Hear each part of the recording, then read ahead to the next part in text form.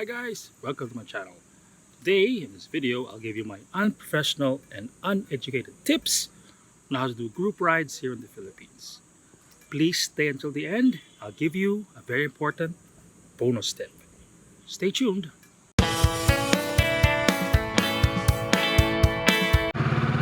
Hello everyone, welcome back. And today, as I said, we'll talk about how to do group rides in the Philippines. Now these are just tips, and these are the things that I learned throughout my novice status as a motorcycle rider here in the Philippines, particularly here in the nation's capital region, or the national capital region. And I have to warn you, or at least disclose, that here in the Metro Manila area we have a mixed type of roads, from city country roads and what we call expressways, wherein there is a minimum engine displacement of 400cc to ride on those expressway. Tip number one. Of course, people think that tip number one is to wear the proper gear, but must remember, this is a video about tips, and that's not a tip, that's a rule. Always wear the proper gear.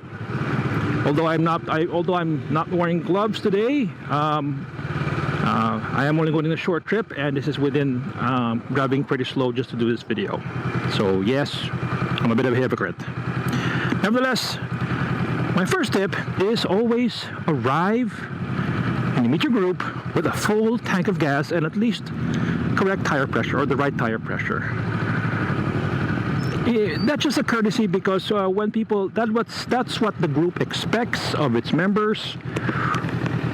The people should have a full tank of gas, because you never know where you're going, and at the very least people will fill up about driving maybe 100 miles or 150 kilometers. That will be the first gas stop.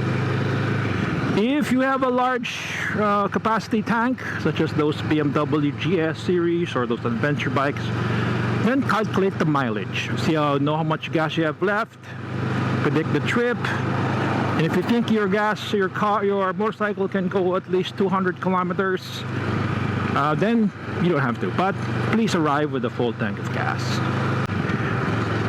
Tip number two.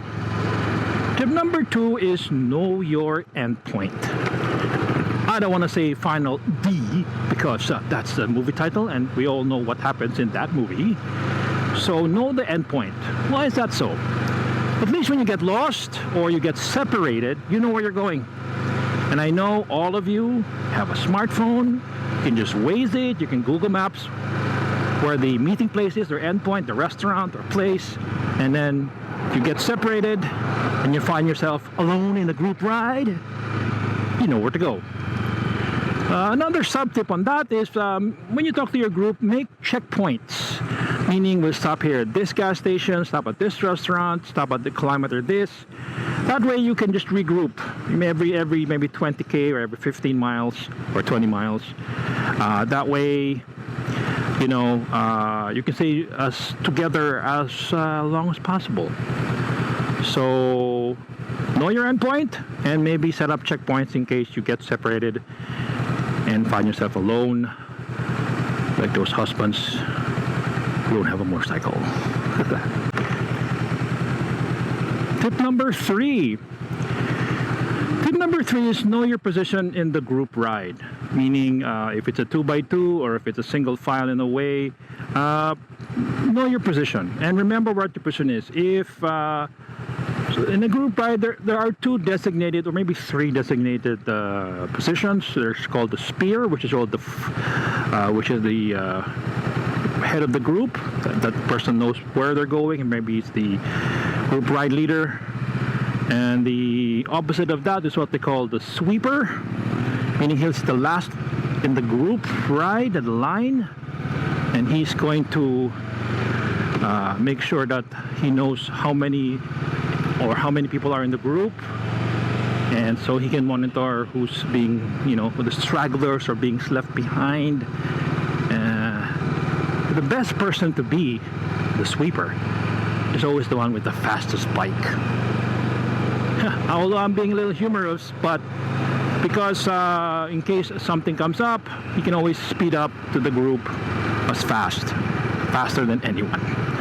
So know your position. So I guess if you are a novice like me, it's best to stay near the front of the group, and because by being in the front of the group, you know, you tendency not to get left behind or get lost or get separated.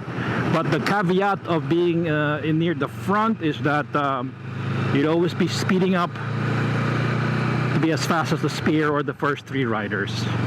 So make sure that you know the rules, or at least the ethics, if you will, of riding in the group. You can establish rules such as no overtaking, and if there's only overtaking, you make a signal. And also as a sub tip, if you are in the position, you call out any hazards on the road. Use your foot, use your hand. If you're in a comm system, you call out oncoming traffic, road hazards, roadblocks, as a courtesy, and it's also for safety. I think that's one of the more important tips, especially if you're mobile and moving. It's very hard to communicate. It's very hard to send signals to the group, especially when you have to be both hands on the steering wheel or the handlebars. So that, just know your position. Tip number 4 is something I sort of invented in a way. The fourth tip I can give is memorize the bikes, or at least the helmets of your group members.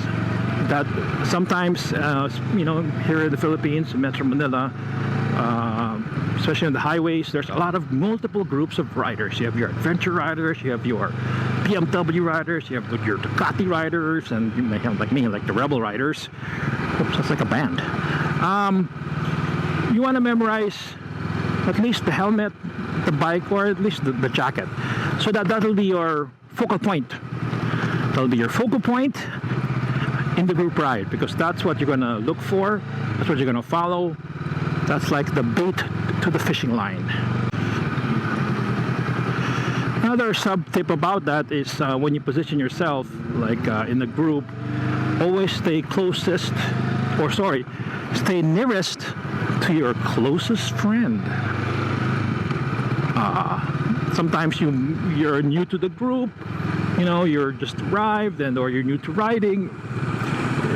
Knowing where your best friend or your closest friend would be, he can or she can watch out for you, or at the very least you can always catch up him or her. That'll be your focal point in a group ride. And I know, because he's your closest friend, you would know the person's helmet, bike, and at least what he's wearing for the day. And that's what you can focus on, at least you know where you're gonna go. Now you may be asking, and when I'm making this video, why am I not in a group ride? Or why am I not in a group? Well, that's exactly it. To be in a group ride, you have to concentrate, especially, you know, where you are, where you're going, who are members of the group, who you have to watch out for, staying in the same position. And I can't do that and do a video.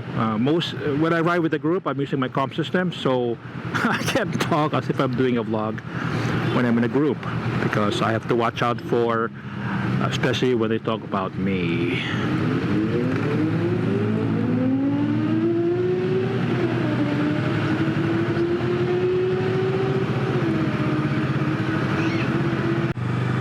Tip number 5. Tip number 5 is, I think, the most important tip, especially in a group ride, is ride your ride. Ride at your own pace. Or, for lack of a better term, ride at your skill level. There's going to be a mixture of bikes in your group. Some are cruisers like mine, some are low CCs, some are sports bikes, some naked bikes, maybe even a Harley here and there. What you should do is always ride your skill level, and don't try to catch up to the fast guys, or you can stick with the slow guys. Nevertheless, ride within your skill level, ride within your comfort zone, so to speak, your comfort speed, because it's in line with the tips of knowing where your endpoint is. If you know your endpoint, you can tell the group, hey, I'll meet you at the next checkpoint, I'll meet you at the end. If you like to ride slow, cruisy like, enjoying the surroundings, right at your pace, right at your skill level. I'll show some videos here as I'm discussing. I'm riding with the group, and I have to admit there's some naked and sports bikes, and I'm always playing catch up. And I'm a novice rider. I'm not that skilled. I haven't tested this bike, this Honda Rebel, to its maximum speed. I don't want to, but nevertheless, I have to admit, I'm not that comfortable going more than 140, or that's about 85, maybe 85 miles per hour. I'm not very comfortable. I don't think that this Rebel is, it can go that fast, but I don't think it's built to go that fast regularly. I have to also admit I'm a heavyset guy, so I can't really go that fast. And of course, again, I ride with my own skill level. Here is my bonus tip for group rides, especially in the Philippines. Ride with the people with the same engine displacement. That way, you know, you have either the same bike or the same engine size, and you know each other's engine capabilities, the max speed, the max torque, its maneuverability. If you're like me, I'm a 400cc. It's just a 400cc engine. If I'm going to ride with a guy with liter bikes or 1000 cc's, I know they're going to speed up, and I don't have the same torque, acceleration, or even sustaining speed to be with them. I'm not saying I won't join a group with them. It's just, you know, I will ride my own pace, and of course it's something if you can do. If you can't ride with the same, with people with the same engine size, if you will, my sub bonus tip is to ride with people with the same age. For example, if you're in your 20s, your 30s, hey, ride with them guys. Ride with the fast guys. Ride with the adventurous guys. They're highly skilled. Maybe they have little or no fear. Hear that? There you go. Me, I'm in my 50s, so if I ride with people of the same age, you know, hey, we tend to ride at the same pace. We're not in a hurry. We've been there, we've done that, rode like that, crashed before, maybe not. I don't want to jinx it. But riding with the people the same age will definitely, you'll have more common with them guys, or these people. You share the same aches and pains in the body, and maybe share the same experiences. So, bonus tip, ride either with the same engine size or those with the same age range or age group. Thank you for watching till the end. Remember, this Moto Dean saying, it's not what you know, it's what they don't know. Ride safe, guys.